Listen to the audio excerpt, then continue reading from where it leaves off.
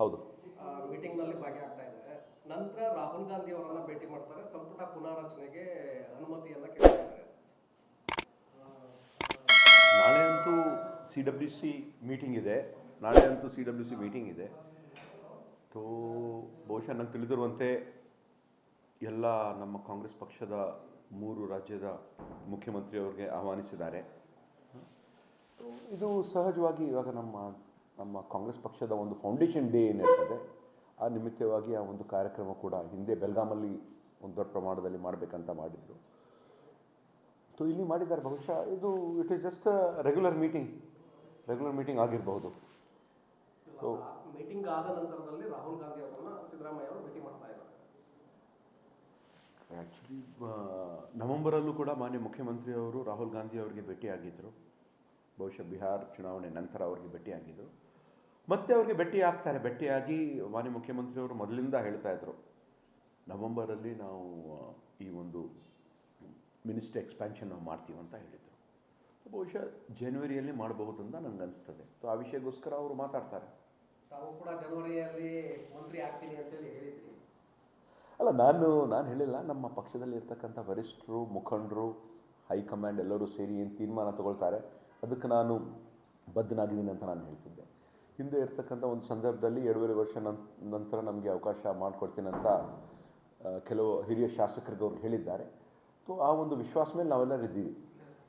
Sir, ಈಗ ಇವತ್ತು ದಾವಣಗೆರೆಗೆ ನುಡಿನಮನ ಕಾರ್ಯಕ್ರಮ ಇದೆ. ಶಾಮನೂರು ಶಿವಶಂಕರಪ್ಪ ಅವರು, ACC ಪ್ರಧಾನ ಕಾರ್ಯದರ್ಶಿ ವೇಣುಗೋಪಾಲ್ ಹಾಗೆ ರಾಜ್ಯ ಉಸ್ತುವಾರಿ ಸುರ್ಜೇವಾಲ ಅವರು ಕೂಡ ಆ ಕಾರ್ಯಕ್ರಮದಲ್ಲಿ ಭಾಗಿಯಾಗ್ತಾ ಇದ್ದಾರೆ. ಆ ಸಂದರ್ಭದಲ್ಲಿ ಕೂಡ ಸಿದ್ದರಾಮಯ್ಯ ಅವರು ಭೇಟಿ ಮಾಡ್ತಾ ಇದ್ದಾರೆ ವೇಣುಗೋಪಾಲ್ ಅವರು. ಅಲ್ಲ, ನುಡಿನಮನ ಕಾರ್ಯಕ್ರಮ ಇದೆ. ಇವಾಗ ಶಾಮನೂರು ಶಿವಶಂಕರಪ್ಪ ಅವರು ಬಹಳ ಹಿರಿಯರು. ನಾನು ಕೂಡ ಮೊನ್ನೆ ದಾವಣಗೆರೆಗೆ ನಾನು ಹೋಗಿದ್ದೆ. SS ಮಲ್ಲಿಕಾರ್ಜುನ್ ಅವ್ರಿಗೂ ಕೂಡ ನಾನು ಅಂಥ ಒಂದು ಸಂದರ್ಭದಲ್ಲಿ ನಾನು ಭೇಟಿಯಾಗಿದ್ದೆ. ಅವರ ನುಡಿನಮನ ಕಾರ್ಯಕ್ರಮದಲ್ಲಿ ನಮ್ಮ ಪಕ್ಷದ ದೆಹಲಿಯಲ್ಲಿ ಇರ್ತಕ್ಕಂಥ ಎಲ್ಲ ಮುಖಂಡರು, ನಮ್ಮ AICC ಅಧ್ಯಕ್ಷರು ಸನ್ಮಾನ ಮಲ್ಲಿಕಾರ್ಜುನ್ ಖರ್ಗೆ ಸಾಹೇಬರು, ಪ್ರಧಾನ ಕಾರ್ಯದರ್ಶಿಗಳು ಆಗಿರುವಂಥ ವೇಣುಗೋಪಾಲ್ ಅವರು, ಹಾಗೂ ನಮ್ಮ ರಾಜ್ಯದ ಉಸ್ತುವಾರಿಗಳಾದ ರಣದೀಪ್ ಸಿಂಗ್ ಸುರ್ಜೇವಾಲ ಅವರು, ಕರ್ನಾಟಕ ರಾಜ್ಯದ ಮುಖ್ಯಮಂತ್ರಿಯವರು, ಉಪಮುಖ್ಯಮಂತ್ರಿಯವರು, ಎಲ್ಲ ಮುಖಂಡರೆಲ್ಲೂ ಕೂಡ ಅಲ್ಲಿ ಹೋಗ್ತಾ ಇದ್ದಾರೆ. ಅಂತ ಒಂದು ಸಂದರ್ಭದಲ್ಲಿ ನುಡಿನಮನ ಕಾರ್ಯಕ್ರಮಕ್ಕೆ ಹೋಗ್ತಾ ಇದ್ದಾರೆ ಅಂತ ನಮಗಿರ್ತಕ್ಕಂಥ ಒಂದು ಇನ್ಫಾರ್ಮೇಷನ್. ಅವರು ವಿಶೇಷವಾಗಿ ಪ್ರತ್ಯೇಕವಾಗಿ ಇದಕ್ಕೆ ಭೇಟಿ ಆಗ್ತಾರೆ ಅಂತ ನಮ್ಗೆ ಗೊತ್ತು. ಸರ್, ಈಗ ಖರ್ಗೆ ಅವರಿಗೆ ರಾಹುಲ್ ಗಾಂಧಿ ಅವರು ಸೂಚನೆಯನ್ನು ಕೊಟ್ಟಿದ್ದಾರೆ ಅಂತೇಳಿ, ನಿಮ್ಮ ಸ್ಟೇಟು ನೀವೇ ನಿರ್ಧಾರವನ್ನು ತೆಗೆದುಕೊಳ್ಳಿ ಸಂಪುಟ ಪುನಾರಚನೆಗೆ ಸಂಬಂಧಪಟ್ಟಂತೆ ಅಂತೇಳಿ. ಸೊ ಹಾಗಾಗಿ ಮೊನ್ನೆ ಖರ್ಗೆ ಅವರು ಆ ಸ್ಟೇಟ್ಮೆಂಟನ್ನು ಕೊಟ್ಟರು ಅಂತೇಳಿ. ಇವಾಗ ಮಾನ್ಯ ಮಲ್ಲಿಕಾರ್ಜುನ್ ಖರ್ಗೆ ಸಾಹೇಬರು ಅವ್ರಿಗೆ ಸುಮಾರು ಒಂದು 55 ವರ್ಷದ ಒಂದು ಅನುಭವ ಇದೆ. ಮತ್ತು ಕರ್ನಾಟಕ ರಾಜ್ಯದ ಪ್ರತಿಯೊಂದು ಕ್ಷೇತ್ರ, ಪ್ರತಿಯೊಂದು ಜಿಲ್ಲೆ ಬಗ್ಗೆ ಅವ್ರಿಗೆಲ್ಲವನ್ನು ಗೊತ್ತಿದೆ. ಪ್ರತಿಯೊಬ್ಬರ ಬಗ್ಗೆ ಅವರು ಕೂಡ ಗೊತ್ತಿದೆ. ಬಹುಶಃ ಈ ಒಂದು ಪುನರ್ರಚನೆ ಆಗ್ತಕ್ಕಂಥ ಒಂದು ಸಂದರ್ಭದಲ್ಲಿ ಮಾನ್ಯ ಮುಖ್ಯಮಂತ್ರಿಯವರು, ಉಪಮುಖ್ಯಮಂತ್ರಿಯವರು ಅವ್ರ ಜೊತೆ ಒಂದು ಸಮಾಲೋಚನೆ ಮಾಡಿ, ಮತ್ತು ನಮ್ಮ ಪ್ರಧಾನ ಕಾರ್ಯದರ್ಶಿಗಳ ಜೊತೆ ಸಮಾಲೋಚನೆ ಮಾಡಿ ಒಂದು ತೀರ್ಮಾನ ತಗೊಳ್ತಾರೆ. ಅದು ಯಾವಾಗಲೂ ಒಂದು ಕನ್ಸೆನ್ಸಸ್ ಆಗಿ ಮಾಡಿ ಎಲ್ಲರೂ ಮಾತಾಡೇ ಮಾಡ್ತಾರೆ. ಅದರಲ್ಲಿ ಮೊದಲಿಂದನೂ ಕೂಡ ಹಾಗೆ ನಡೀತಾ ಇದೆ, ಈಗಲೂ ಕೂಡ ಹಾಗೆ ನಡೀತದೆ. ಸಂಕ್ರಾಂತಿಯಲ್ಲಿ ಸಂಪುಟ ಪುನಾರಚನೆ ಆಗುತ್ತೆ ಅನ್ನೋ ವಿಶ್ವಾಸ ಇದೆಯಾ? 19 ಆಗಬೇಕು ಅಂತೇಳಿ ಹೇಳಿದ್ದಾರೆ.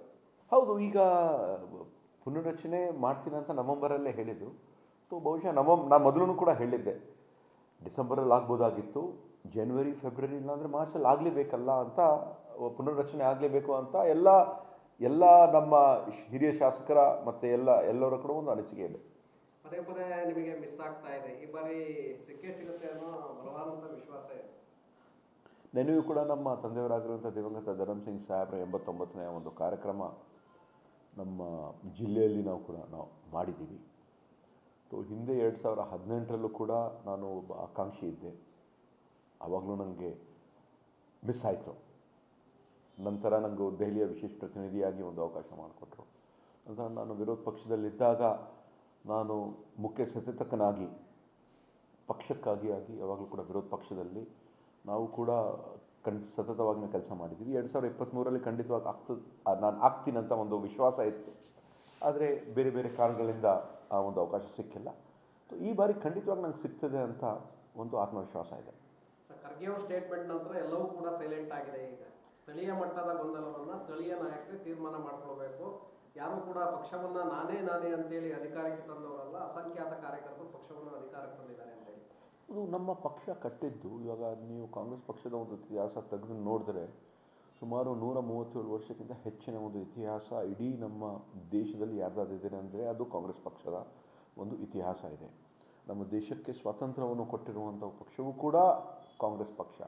ಇವಾಗ ಕಾಂಗ್ರೆಸ್ ಪಕ್ಷ ಇಂಥ ದೊಡ್ಡ ಇರ್ತಕ್ಕಂಥ ಇವಾಗ ನಾವು ಅಧಿಕಾರಕ್ಕೆ ಬಂದಿದ್ದೀವಿ ಅಂದರೆ ಇದರ ಶ್ರಮ ಹಳ್ಳಿಯಲ್ಲಿರ್ತಕ್ಕಂಥ ಪ್ರತಿಯೊಬ್ಬ ಕಾರ್ಯಕರ್ತರಿಂದ ಇದು ಸಾಧ್ಯ ಆಗಿದೆ.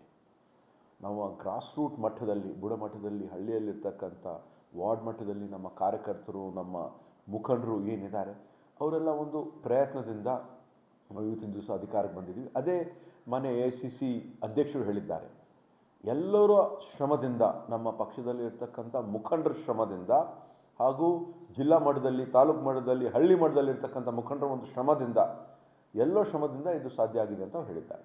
ಸಿದ್ದರಾಮಯ್ಯ ಅವರು 5 ವರ್ಷ ಅದೇ ಕಾರಣಕ್ಕೆ ಮುಂದುವರಿತೇನೆ ಅಂತ ಹೇಳಿ ಖರ್ಗೆ ಅವರ ಸ್ಟೇಟ್ಮೆಂಟ್ ನಂತರದಲ್ಲಿ ಬಹಳಷ್ಟು ವಿಶ್ವಾಸ ವ್ಯಕ್ತವಾಗಿದೆ. ಇವಾಗ ಈಗಾಗಲೇ ಮಾನ್ಯ ಮುಖ್ಯಮಂತ್ರಿಯವರು ಒಳ್ಳೆ ಕೆಲಸವನ್ನು ಮಾಡ್ತಾ ಇದ್ದಾರೆ. ಸುಮಾರು 7.5 ವರ್ಷ ಅವರೇ ಅಧಿಕಾರದಲ್ಲಿದ್ದಾರೆ. ಸೊ ಆ ಒಂದು ವಿಶ್ವಾಸ ಅವ್ರಿಗಿದೆ ಪ್ರತಿಯೊಬ್ಬರು. ಇವಾಗ ಮಾನ್ಯ ಮುಖ್ಯಮಂತ್ರಿಯವರು ಕೂಡ ಒಳ್ಳೆ ಕೆಲಸವನ್ನು ಮಾಡಿದ್ದಾರೆ. ಈ is the one of the best administrator ಅಂತ ನಾವು ಹೇಳ್ಬೋದು ಅಕ್ರಾಸ್ ಆಲ್ 3 ಪಾರ್ಟೀಸ್. ಮತ್ತು ಉಪಮುಖ್ಯಮಂತ್ರಿಯವರು DK Shivakumar one of the best organisers ಅಂತ ನಾವು ಹೇಳ್ತೀವಿ. ಈ ಒಂದು ಕಾಂಬಿನೇಷನಿಂದ ಕಾಂಗ್ರೆಸ್ ಪಕ್ಷ ಮತ್ತು ರಾಷ್ಟ್ರ ಮಟ್ಟದಲ್ಲಿ AICC ಅಧ್ಯಕ್ಷರಾಗಿದ್ದ ಮಲ್ಲಿಕಾರ್ಜುನ್ ಖರ್ಗೆ ಅವರಿದ್ದಾರೆ. ಸೊ ಇದೆಲ್ಲವನ್ನು ಸೇರಿ ಸುಮಾರು 137 ಸೀಟ್ ಗೆದ್ದಿದ್ದೀವಿ ನಾವು. ಅದೇನು ಸಣ್ಣ ವಿಷಯ ಇಲ್ಲ. 137 ಸೀಟ್ ಗೆದ್ದಿದ್ದೀವಿ ಅಂದರೆ 1989ರಲ್ಲಿ ಈ 175 ಸೀಟ್ ಗೆದ್ದಿದ್ದೀವಿ. ಅದ ನಂತರ ಇಂತಹ ಒಂದು ಹೆಚ್ಚಿನ ಒಂದು ಪ್ರಚಂಡ ಒಂದು ಬಹುಮತ ಕೊಟ್ಟು ಈ ಒಂದು ಕರ್ನಾಟಕ ರಾಜ್ಯದ ಜನರು ನಮಗೆ ಆಶೀರ್ವಾದವನ್ನು ಮಾಡಿದ್ದಾರೆ, ಈ ಬಾರಿ ಮಾಡಿದ್ದಾರೆ. ಸೊ ಆ ತಕ್ಕಂತೆ ನಮ್ಮ ಸರ್ಕಾರ ಜನರ ಪರವಾಗಿ, ಜನರಿಗಾಗಿ ಕೆಲಸವನ್ನು ಮಾಡ್ತಾ ಬಂದಿದೆ.